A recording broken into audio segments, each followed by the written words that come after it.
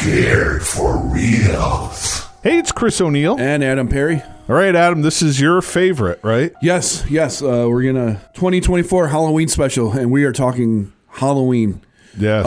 This is going to be the first of a two-parter. This first show, we're going to talk about just the original John Carpenter's Halloween, and then we'll hit you with all the sequels in the next episode. But Chris, 1978, both before we were born, when was the first time you saw Halloween? I probably saw it, believe it or not. I actually, unfortunately, saw like Halloween 5. That was my introduction. Oh. So it was not a pleasant one. Oh. not a pun on Donald Pleasance or anything, but it just, and I was bored with that movie, and it's like, okay, a slasher movie is not supposed to be dull and boring and uninteresting, but it's like that was not a good introduction. So I think it was in my early 20s when I first saw Halloween, and I was, it wasn't the highest rated movie, but it was so effective.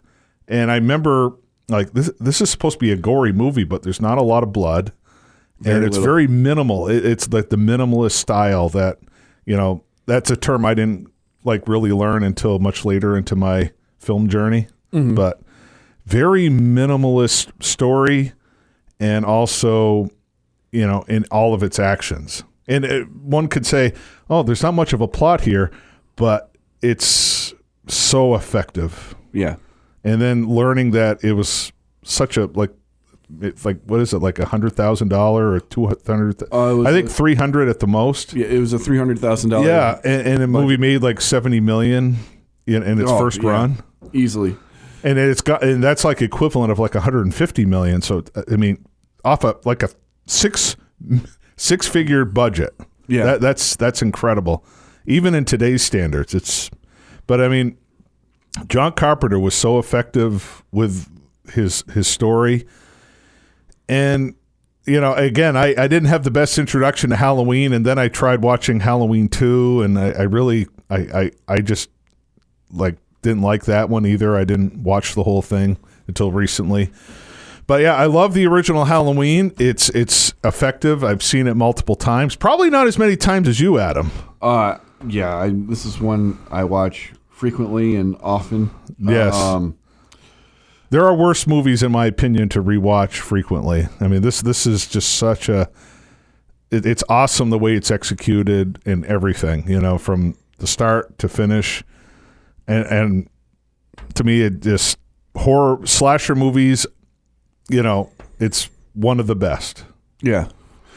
Before we go any further, I'm going to do what Chris forgot to do yet again. Don't forget to like, subscribe, share. Everything Scared for Reals. Yes. Get in on the conversation. Tell us what you think about Halloween. Yeah, because when you subscribe to us on YouTube, whenever you open your app or log in, you'll get a notification that we have a new episode posted. So we do it when we can, right? Yes, we do.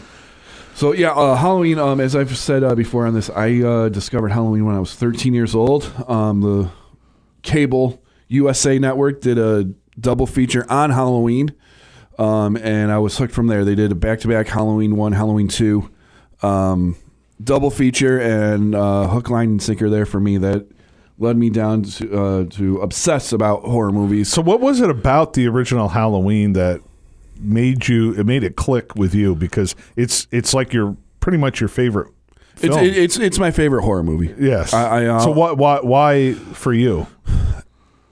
Well, as a 13-year-old, it was like nothing I'd ever seen. Right, that's true. Again, I had only really been exposed to the classic monsters. My parents weren't really big on letting me watching all the other slashers when I was younger. Right. Which, I don't blame them.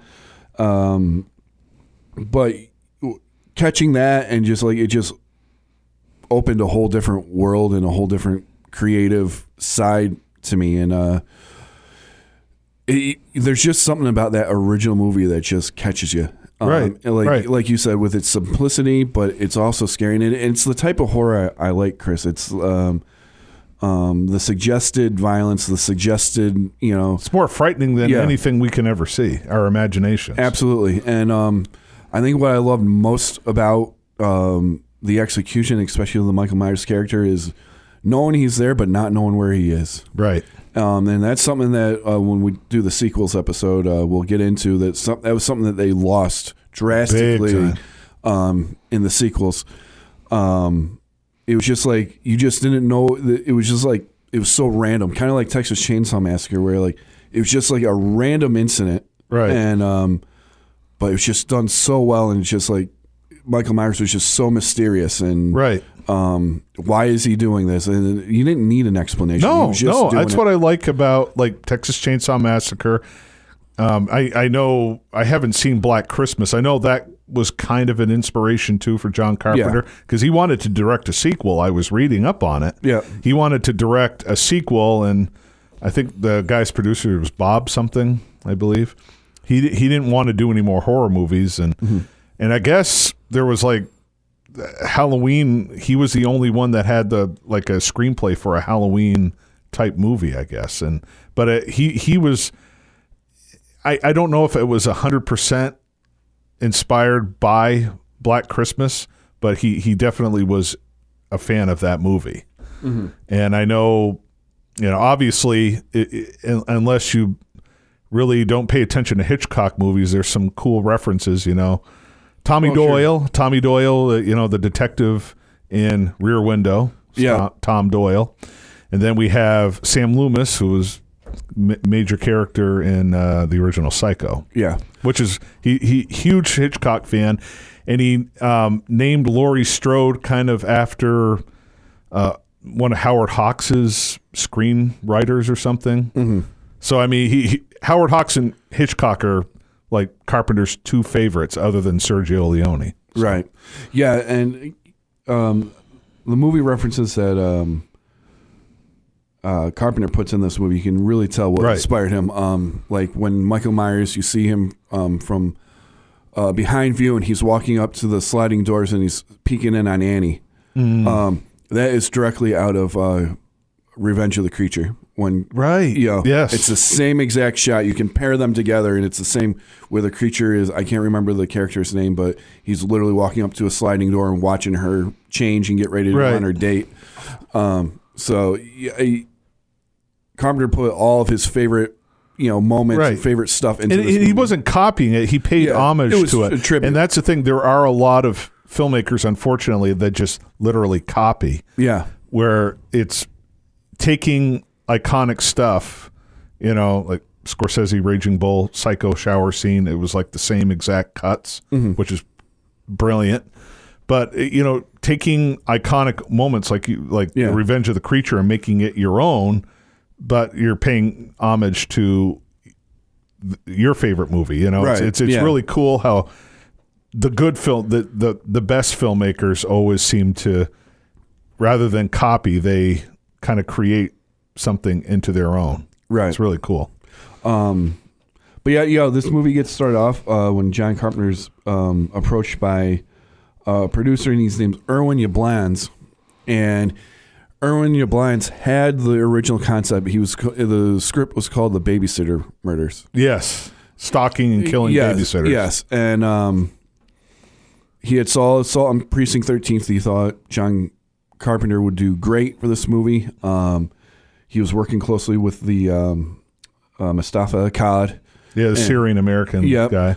He's the one that financed the movie. He financed the movie, and he ended up getting all rights to the movie, which is why all the sequels have come out. His name is plastered on it. It's like the first thing you see. Mm-hmm. His son has taken over since. Listen, they've kept the franchise alive. They're awesome. So he teams up with Carpenter and his partner Deborah Hill. It was his girlfriend at the time. And Haddonfield, New Jersey. That's where they got the fictional town name, which is funny. That's where Deborah Hill was from. Yeah. Carpenter makes the deal. I'll do it if I get to put my name over the title, which is why it's called John Carpenter's Halloween. Right. And again, the unsung hero in the script is Deborah Hill. She did all the female dialogue. She did all the dialogue, and all the So that's another thing about this movie. If they feel like real people, like Jamie Lee Curtis wasn't Jamie Lee Curtis yet. No. So when you see her, PJ Souls and Annie, I can't remember her name off. Nancy. What's her last name? Regardless, I'm drawing a blank here. It's early. You could really tell they feel it like they were friends. They were high school friends. Right. And there was well, a you get chemistry the between dialogue them. from an actual woman, so you get like a cool female perspective inadvertently. So Yeah. And then, history was made for, $300,000. yeah, it's one of the, if you look at over the course of like true independent films, this one's up Nancy there. Loomis, I'm sorry. Yeah, It just hit Sam me. Loomis, come Yeah, on. Nancy Loomis. I was going to say that, but I wasn't 100% sure because Yeah. I'm not like well-versed in the Halloween lore as you are. Yeah. So. Nancy Loomis. And apologize to Annie, but yes, Nancy Loomis is the actress's name. So, yeah, I mean, again, the minimalist, and I think that's the Leone influence because you watch Sergio Leone's movies, and they're really long, like Good, the Bad, and the Ugly, almost 3 hours. Actually, the original cut is 3 hours. And you have Once Upon a Time in the West was like almost 3 hours. But there's like minimal plot to it. Mm-hmm. And I think that must be the Leone influence. Obviously, he doesn't have a 3 hour running time. Right. You really can't do that with a slasher movie. But the minimalist plot is so effective. You've got to only a good director can do something with a small, thin plot like this. Right. And I think he does wonders with it. Yeah. He really innovative shots like the opening with the no cutting, the walking cam. I can't remember what it's called right now. Steadicam? The Steadicam. Yep. Shot of kid Michael Myers killing his sister. Right. Fun fact: the hand that grabs the knife, that's Deborah Hill's hand. That's right. I remember reading that somewhere. That's Deborah Hill's hand. And, Yeah. he just did like a lot of creative shots and Right. a lot of killer's perspective, which would be a trope that would be followed through the boom of the slasher subgenre that would follow this. Is notably like Friday the 13th afterwards, and well, all of them. All of them had killer perspective shots, at least in their original movies. Like I know My Bloody Valentine had it. See, The Burning had it. They all had the POV shot. Yeah. The killer POV shot. But I mean, again, that's another thing that they took from Black Christmas as well. There's a lot of POV in Black Christmas. But Carpenter just seemed to just do it better. I'm sorry, he just did it. Well, I mean, Black Christmas has a cult following, and so does Halloween. But Halloween is like universally almost accepted, right?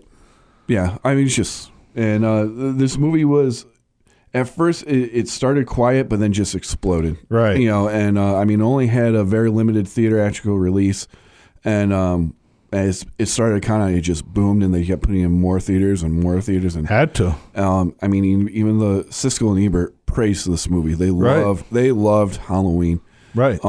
Which they don't like horror. They never liked horror. Yeah, it's like ever. Critics nowadays don't really influence movies as well as back in the golden age, especially the boom of American independent cinema, which started in the late 60s and kind of culminated with Halloween pretty much, Right. And obviously, you had the iconic mask that was created by editor, producer Tommy Lee Wallace.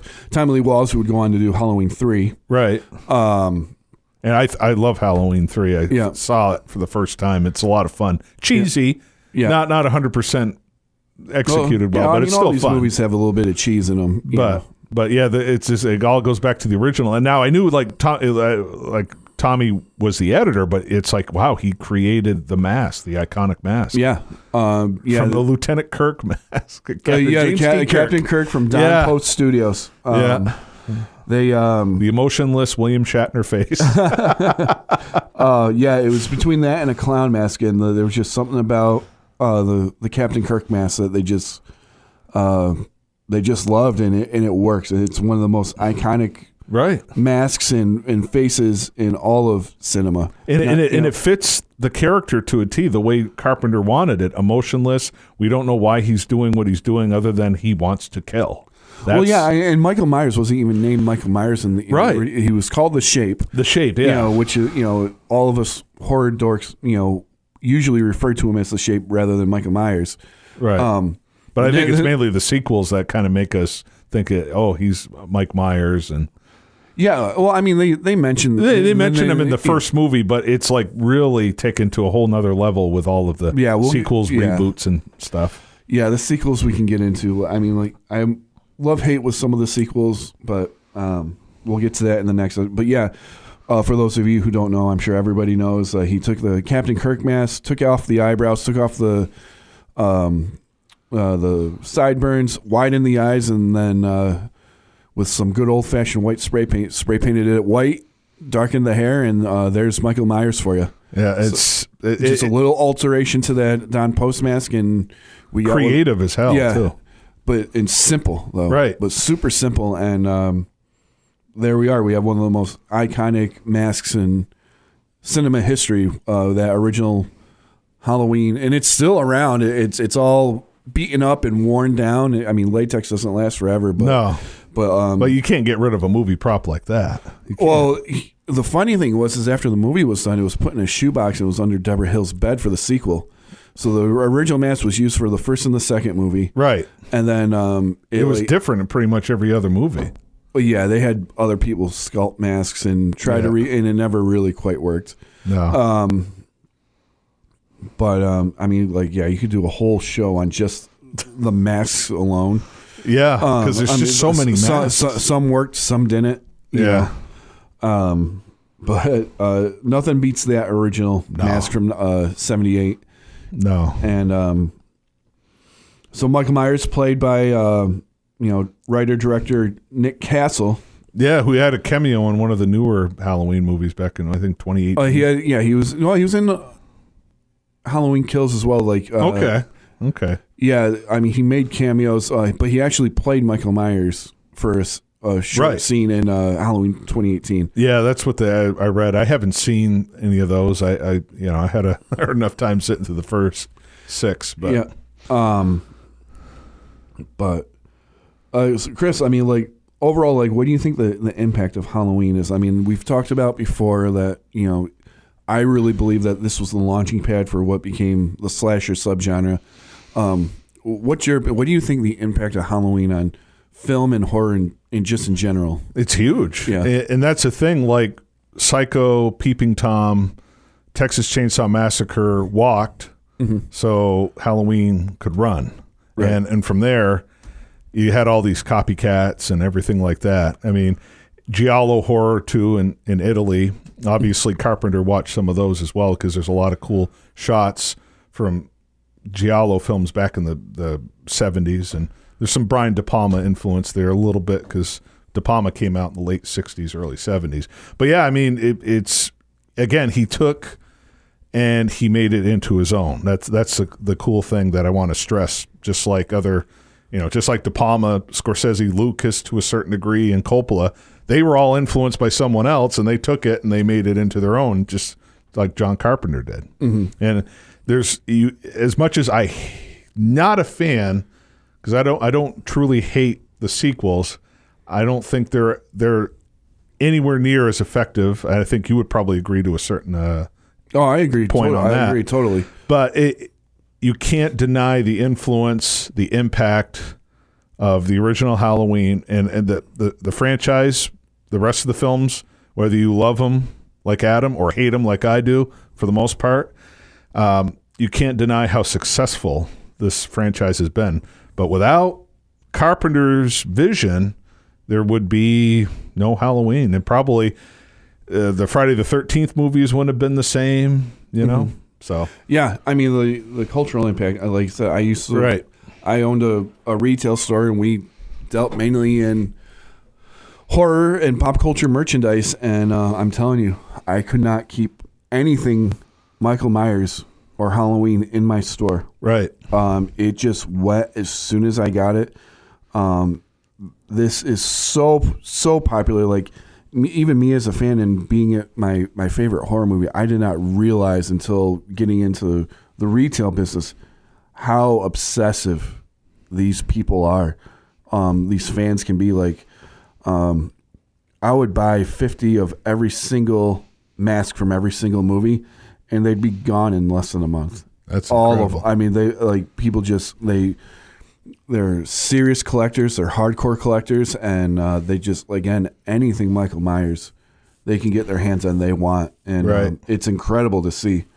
Yeah, I don't know much. I don't want to go too much off topic here, but I know like Carpenter. I read somewhere, and I couldn't find all of the information on it. You probably know better than I do.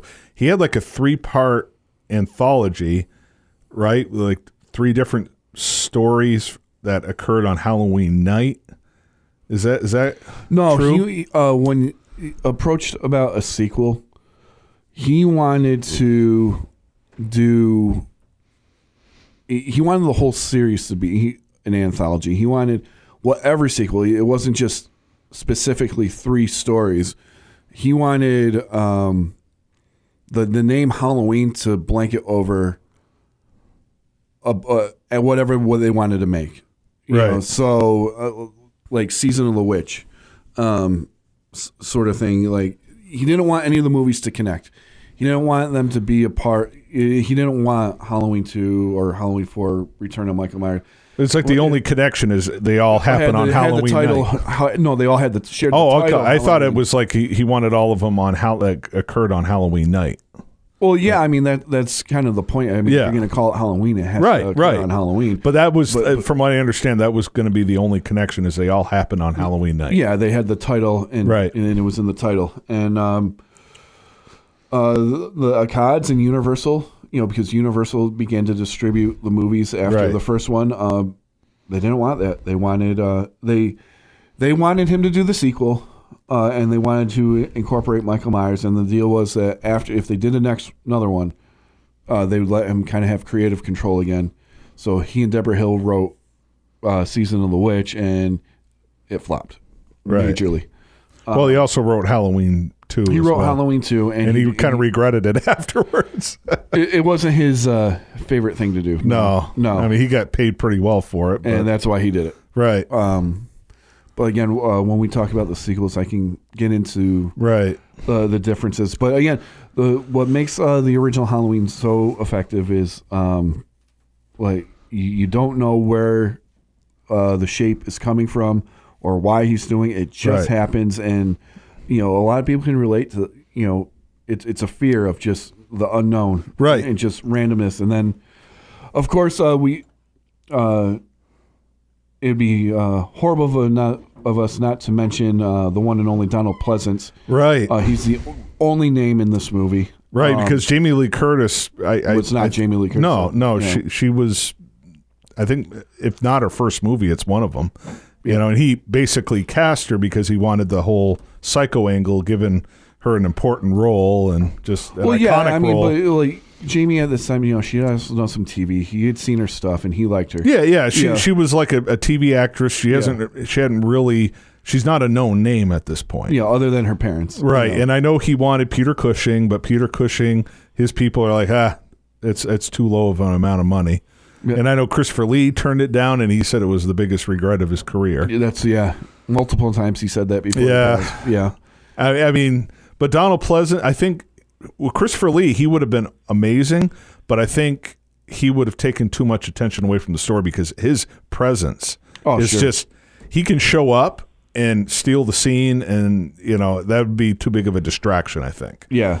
Peter Cushing would have really done a great job too, probably, just as good as Christopher Lee, but it's like Donald Pleasance brings the right amount to the role.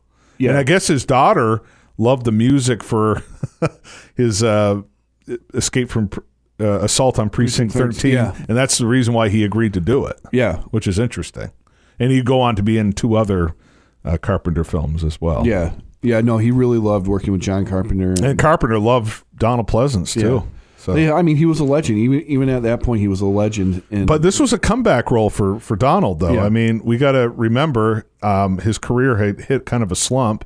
I mean, who could forget the iconic performances of The Great Escape, and he was the bad guy. If you ever get it, I know you're not a Western fan, but it was kind of cool because when I was a kid, I I really love Donald Pleasance in You Only Live Twice. Yes. That was my first real Donald Pleasance experience, and he was so unforgettable as Blofeld. Yeah. He's, in my opinion, he's the best Blofeld. I know Sure. Christoph Waltz did an okay job, but I love what Donald Pleasance did as Blofeld. He was just so iconic. Yeah, no, mine too. And then I was like, whoa, I was kind of a Charlton Heston fan because of Ben-Hur, the Ten Commandments, because he, love him or hate him, Charlton Heston had a larger-than-life screen presence. And I watched Will Penny. It's a 1968 Western, and Donald Pleasance is the villain in that. And he kind of hams it up, not over the top, but he's like this biblical scholar kind of. He's obsessed with the Bible, but he's just such an evil character. He kills people and quotes the Bible and everything. Yeah. It's just one of those, random movies you see Donald Pleasance in the 60s, Great Escape. I mean, he's so memorable in that. The guy who loses his vision, he's walking around blind half the time after the escape. And he's just so iconic. He's got that iconic face and everything. Yeah. And when I watched A Christmas Carol, the George C. Scott version, and it's like, man, that lady looks like Donald Pleasance. Well, it was his daughter in the movie. So. No, but he is just so effective, playing Sam Loomis, that it's like, okay, Christopher Lee, Peter Cushing would have probably would have made that character its own too. But it's like, you can't. That was the role that he's known for. That's Donald Pleasance's signature role is Sam Loomis. Yes, exactly. And the thing is, it's like you said, for a name, he doesn't. Well, I agree with you. I think if it had been Christopher Lee, he would just ate up the scene. But he wouldn't have done it on purpose. Because Christopher Lee, I'm not saying on his purpose. presence, like Max von Sydow and Christopher Lee, could just stand there. Yeah, and they steal a whole movie from everyone else because of their presence. Yeah. So Donald Pleasance just did the right amount of everything and hit all the right notes. Yeah, it was subtle enough, but you knew you had this A-list actor. Right. That's the thing about it. It felt real. Right. Everything in the movie felt real. Even his presence, it just felt real. It felt natural. It felt like it fit. Right. That these people really did exist in this world and all that. Right.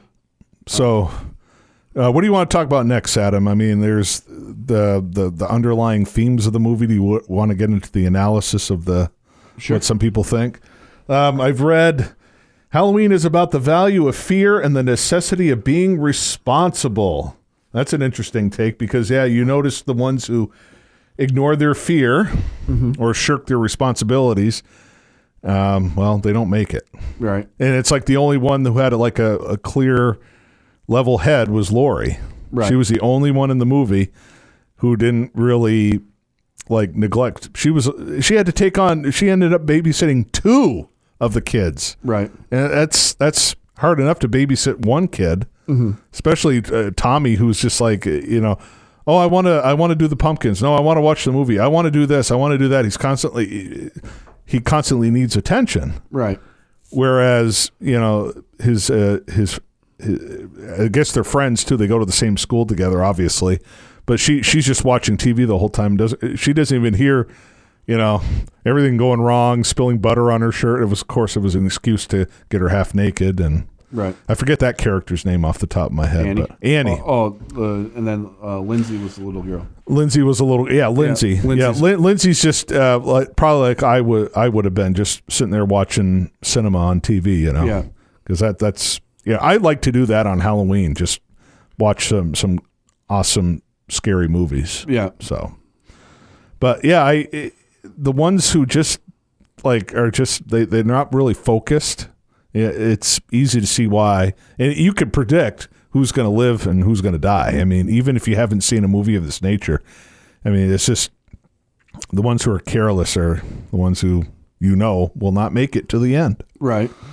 So, I know, that's kind of been the narrative for all these years. I know for a fact John Carpenter wasn't trying to make any sort of social statements he said many times. No, these are all of the psychologists that analyze the movie. It's fun to talk about, hence why we're doing it 46 years later. But it is interesting to that all of this stuff bubbling beneath the surface, and I don't think John Carpenter meant to, but he's a very political guy because They Live was a commentary on the Reagan era, I guess. But to me, They Live is just even more horrifying today, what we're living through. Mm-hmm. But we'll talk about that movie some other time. But yeah, it's just, we can analyze all of the stuff that other people have, there's the psychosexual fury, they're all like sexual in nature. I don't know if that is true. I think the skirting of responsibilities and not owning up that you're afraid of something. I think that is more in line of what maybe Carpenter was thinking, some of these scenes. And again, he's simply stated there's no reasoning for any of this. Just I wanted to make like a haunted house of horrors where things jump out at you and random things happen, which is true, but it's to me, it's like, you're not responsible. You're going to pay the consequences. It doesn't matter if you die or in real life that happens. Right. You skirt your responsibilities, you face consequences. Right. It's not a belief, it's a fact. Mm-hmm. So did you have any analysis that you noticed while watching the movie? Not really. Yeah. Not really. You just like to watch the slasher aspect of it, No, I just didn't. No, but you like the horror aspect. I like the horror aspect. I like the story aspect of it, but I don't necessarily watch movies to get philosophical thinking, and I watch. I like reading about it afterwards. I watch movies because they entertain me, not because I'm looking for a deeper meaning of life. Right. I know some people do that though, and I am reading. It's fun to read. I don't necessarily agree with all of that stuff. It's just fun, what was the filmmaker thinking with certain scenes, and it's sometimes because we all take away our own opinions of the film, right? And that's the only one that I kind of gelled with. I don't think that the sexual stuff that's not, in my opinion, the whole rationale for all of it. I guess what would fascinate me most about all of that, everybody's putting their 2 cents in the subtext when there is none. The sexual stuff, I was reading about it because there's like a whole book. She's a scholar. Her name is Carol Clover. The psychosexual fury. She examines the film.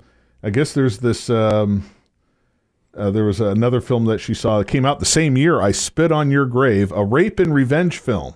Mm-hmm. Tells the story of Jennifer Hills, a fiction writer. I guess it's based in New York City. I haven't seen that. Did you ever see that one? I Spit on Your Grave. Yeah. And the remake. It was a remake too. I guess I've been sleeping on this. It's okay. Yeah. I know it's popular in the community. It wasn't really my. It runs along similar lines as Last House on the Left. Yeah, but it runs parallel, but it wasn't done as well. And again, that's a remake in itself. The Last House on the Left, right? But this came out like literally almost a month after Halloween. Yeah. I like Roger Ebert called I Spit on Your Grave a vile bag of garbage. Yeah. You agree with that statement? I've never seen it, so it's not something I really want to. It's not a pleasant movie to watch. It's. Rape and revenge. Yeah. How, like I said, it runs similar to Last House on the Left. Yeah. Yeah. I guess Demi Moore was,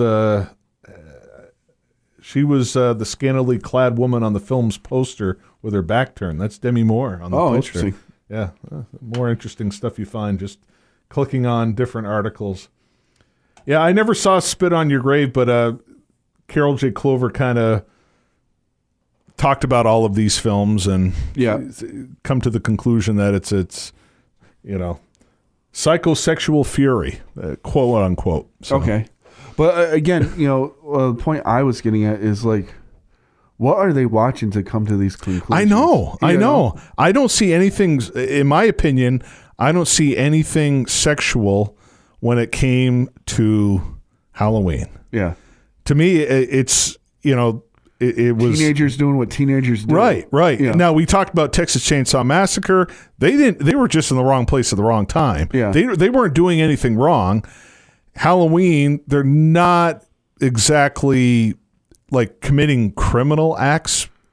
They're just doing what teenagers do. Yeah, they do. Teenagers do. They don't want to have all the responsibilities of an adult, and they're oblivious. They shirk their responsibilities. Again, we've all been teenagers. We learn from that. Right. Yeah. It's not, you have to be responsible in life. Otherwise, it's not going to end up well for you. And that is to me the message that I got out of Halloween. And again, I don't watch movies for messages either. I just like to. It's a fun thing for me to see, what other people think. And it's, to me, I laugh. It's amusing to me. Yeah. Some of the things like that. Right. Psychosexual fury. Yeah. I know Rob Zombie plays around with that quite a bit. Right. But Rob Zombie went out to make a different type of Halloween movie, more of exploitation. This one is not an exploitation film. It's just an old-fashioned horror movie. Exactly. And that's what John Carpenter intended, and that's what he said for the last 46 years. Right. It was just... He was paid to do a movie, and he made a movie. There was no nothing else to it. And he actually paid attention to Hitchcock movies. The big payoff, and again, the end of Psycho is it's incredible. But even more incredible is the fact that Michael Myers is stabbed like 2 or 3 times. He's shot 6 times, and his body cannot be found at the end. Yeah. That is just so. That freaked me out more than anything I'd seen. This guy's like unstoppable. Yeah, I mean, we haven't talked about the music yet. The score. Oh yeah. I mean, just but like another character in itself in the movie is Michael Myers breathing through the mask. Yeah. And then, before credits, you're hearing, not only the score, but you're hearing the breathing through the mask, and you don't know where he is. Again, that was the most scary thing about Michael Myers. You knew he was there, but you didn't know where the hell he was. See, that didn't frighten me as much. It was cool. It provided, it was the cool atmosphere. And yes, the music was kind of like almost like in the old-fashioned Greek chorus, because that was like a character in itself, the music. Yeah. I guess, maybe why that part of it is so got to me so much, because I did watch it when I was 13. Right. I didn't. And I did experience being that teenage adolescent, all right? You're finally old enough to where your parents can go have a date night or take off for the weekend, and you're old enough to take care of yourself. Who hasn't stood into a dark house by themselves and think that there might be something else in there? It's true. All right, and Halloween, the boogeyman, and Halloween plays this perfectly. They call him the boogeyman several times in the movie. And again, there's nothing there, but in Halloween there is something there. Right. I like how they keep referring. It's like it's the boogeyman. The shape. That's what they call them on set. But in the movie, how many times do they say the boogeyman? Yeah, several times. Yeah, and the fact that he does not die at the end, the look on Sam Loomis's face, right at the end. The brilliant thing about that is I heard Donald Pleasence say in an interview, they did 2 takes, and he said, "How do you want me?" He turned to Carpenter and said, "How do you want me to play this?" And Carpenter was like, "What do you mean?" He's like, "Well, I can play it as in I knew this was going to happen, or I can play this as I'm scared." And I think they went with the one I knew this was going to happen. Yeah. So, and that's again brilliance of Donald Pleasence. Yeah, because we're like, everything I saw in the movie, I enjoyed it. Enjoyed it, but that ending, so ambiguous. It's like, what the heck happened to this guy? You want to know, but at the same time, you don't want to know. Right. That's the way I felt. To me, that creeped me out more than anything else I had seen in the movie. Yeah. That last couple minutes of the movie where he gets shot, literally falls. No one could survive that fall. Right. This guy either had a bunch of cocaine, like all I could think of is Al Pacino in Scarface. How many times does he get shot before he finally dies? But it's like the guy's been stabbed in the neck like 2 or 3 times, and I think once in the chest, and then he with a coat hanger. The coat hanger to the eye. Oh yeah, the eye too. Yeah, I mean the guy stabbed multiple times, and then he gets shot 6 times, and he's still alive. And he got him right through the heart too. She got him in the stomach. Well, no, Donald Pleasance literally shot him. Shot him. Yeah. He shot him 6 times. One of them was a heart shot, and the guy is still alive, still going. Yep. That's the thing that frightens me more than anything else in the movie is that guy's still out there, and then we, thankfully I can. That's the only Halloween movie other than Rob Zombie's that I own, so I can truly say at the end I've seen the Halloween franchise. The original, yeah. The original franchise, yeah. Yeah, certainly. That's the only. No, you haven't watched H2O or Resurrection. No. But I'm talking about the ones that I own. Yeah. Just like the first Matrix, I've seen the entire Matrix franchise. I don't need to revisit any of the other ones. I'm satisfied with the original Halloween. I like that ambiguous ending, not knowing what the hell happened, and it is frightening. I know a lot of people like to have some closure. Some of the best movies of all time have that ambiguous ending where it just leaves you like, oh my God. Yeah. Oh my God. And Halloween was definitely one of them. And it's probably my second favorite Carpenter movie, but it's brilliant. And I love how he ended it. And to me, that's the way Halloween ended. I could care less about the sequels, but I that first Halloween movie, and again, that final two minutes is just wow. Right. It really is wow. We got to mention the iconic soundtrack. Oh, yeah. Talk about that. Performed by John Carpenter himself. I know. He wrote it, and I think he had someone else help arrange it with him. But, I mean, the movie was like co-written by him. He helped produce it. He helped write it. He did the score. I mean... Yeah, damn right. It's John Carpenter's Halloween. Yeah. It really is. Yeah. So talk about the music score. What do you know? Because you've seen and read more about this than I have. Yeah. How did he come up with the iconic score? Well, the thing is there was no score in the original screen test, right? And it wasn't scary.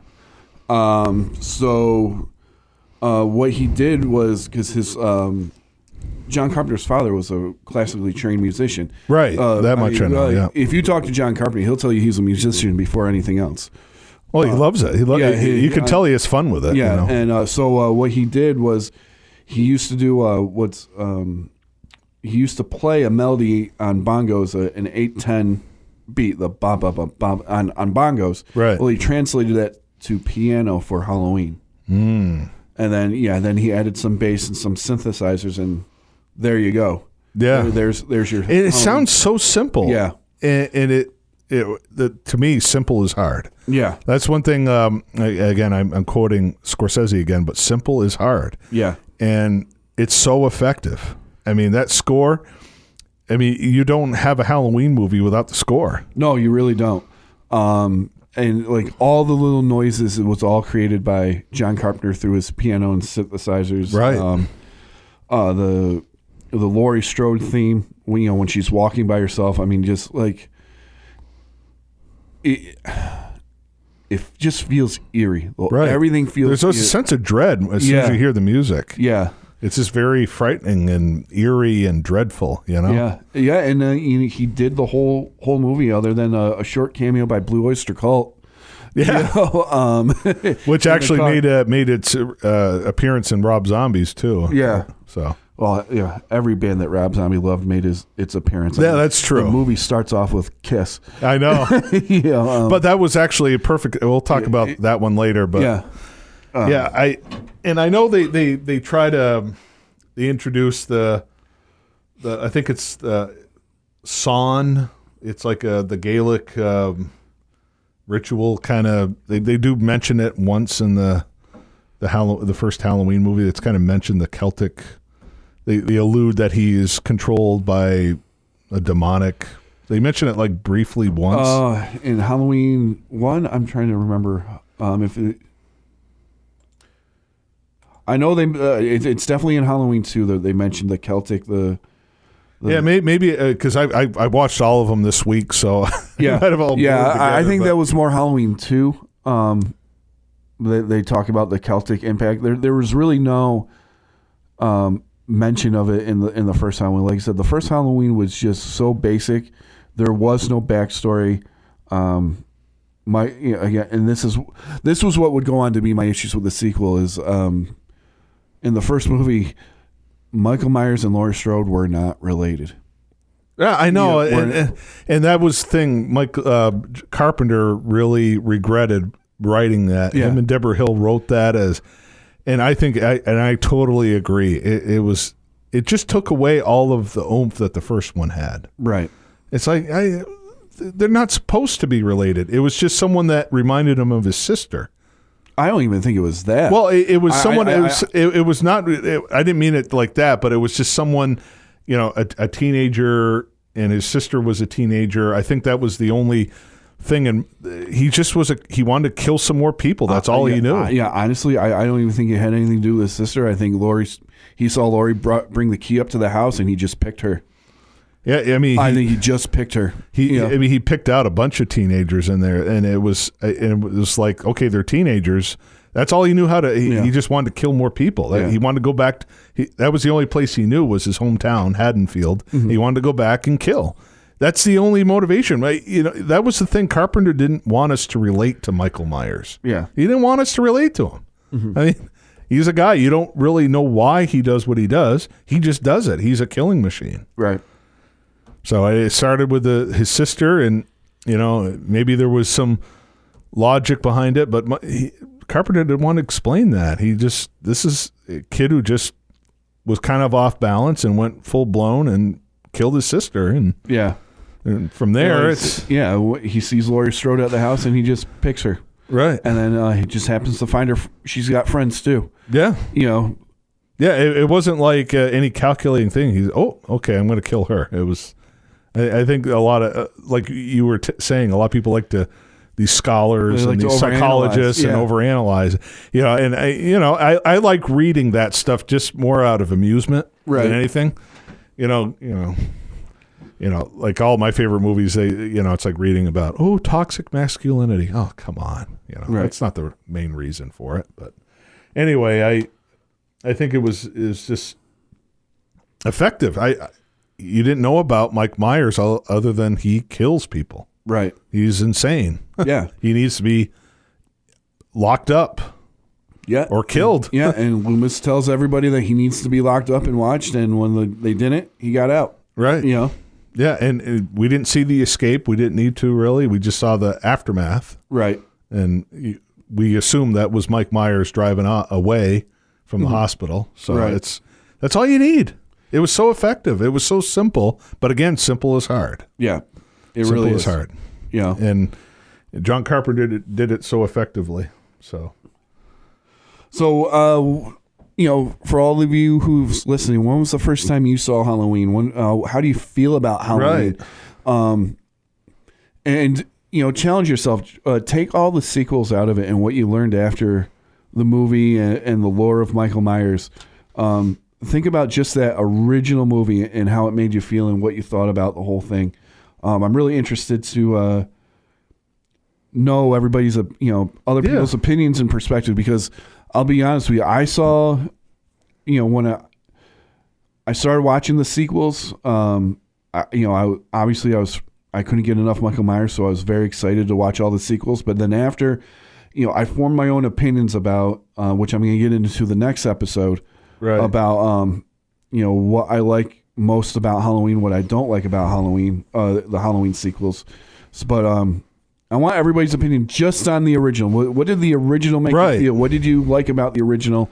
And then in part 2, we'll get into the sequels. Yeah, because I mean, we just wanted to set aside. I mean, this is just such an important film. It's so important. Very. And again, I saw Big Trouble in Little China first. That's my guilty pleasure favorite Carpenter movie of all time out of all of his movies. And this one has to be number 2. Yeah. It's just for its simplicity. and how it's just so spectacular without being like a spectacularly shot film. I mean, there's no outlandish effects. Like much later in his repertoire, he would be noted for his practical effects and everything. There's not as many practical effects in this movie. It just love it. Simple is hard. Yes, it is.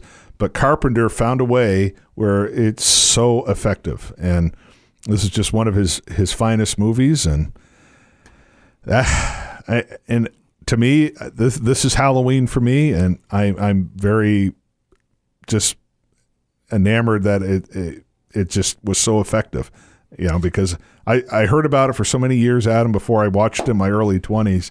And it was just like, okay, the hype is real. this is one of the few movies that the hype actually is like legit. You know what I mean? Because most of the movies that are hyped up like that, like you've alluded to some of my favorites that it got overhyped for you and it lost its effect. Halloween, the first Halloween, is one of the few ones that left me like, okay, I get it. I totally agree. Right. Yeah, no, same here. And again, watching it was kind of funny because watching it for the first time on cable TV. I don't know if you know this, Chris, but after the movie wrapped, they put they filmed extra scenes for cable. Oh, did they? Yeah, for both Halloween 1 and 2. So when I got a VHS copy or a DVD copy to watch Halloween, I couldn't understand why certain scenes weren't in there because I never watched it on regular TV. No, because the cable version, there is in the first one and in especially the first one, after you get the first iconic scene where he kills his sister. There's an insert bonus scene of Loomis pleading to the board to keep him locked up, and it's really, really good. Huh. And then it cuts to that. Then it cuts to the nurse and Loomis going to transfer him. Interesting. Yeah, because I know he did shoot additional stuff at the hospital, and some of it was put in Halloween 2. Yeah, and then Halloween 2. They put in more interaction with him and young Michael Myers in the hospital, but like the big part that in the first one is him pleading to the board to not release Michael. Interesting. I never saw it on cable. Like I literally blind bought the DVD. Okay. Yeah. In my early 20s, I had an instinct that I knew I was going to like it, but it surpassed that. So that was my introduction to it. I never saw it on cable. Yeah. I never ever saw it on cable, even though it was probably on almost every channel that you can think of. Right. One way or another. USA Network, I know Turner had it on his slew of stations. Yeah. It was a cable staple, you know. But yeah, I blind bought the DVD in my early 20s. It was like $6 or $7. I'm like, well, even if I don't like it, and that was the thing, like renting a movie like at a video store, it was like $4 or $5 in some cases. Mm-hmm. And it's like even when I wanted to watch the Rambo movies, it cost me less to buy the DVDs brand new than it did for me to rent all 3 of them, the first 3. Yeah. But anyway, it's just one of those movie time, and I've probably seen it 6 or 7 times over the years, and it's so effective in its simplicity. That's the reason I love it. And again, the ending it didn't blow me away like the Wicker Man kind of thing, but it's like, wow, that shocked me more than anything else in the movie was just the fact this killing machine is still out there. I guess that made me satisfied in a twisted way. Right. But yeah, again, reach out, let us know what you think about Halloween, the first Halloween movie. Is it your favorite? Do you hate it? Either way, just let us know. You can comment below, or you can reach out to us on Facebook, X, Instagram. Our handle is at Scared for Reels. We'll see you next time on Scared for Reels.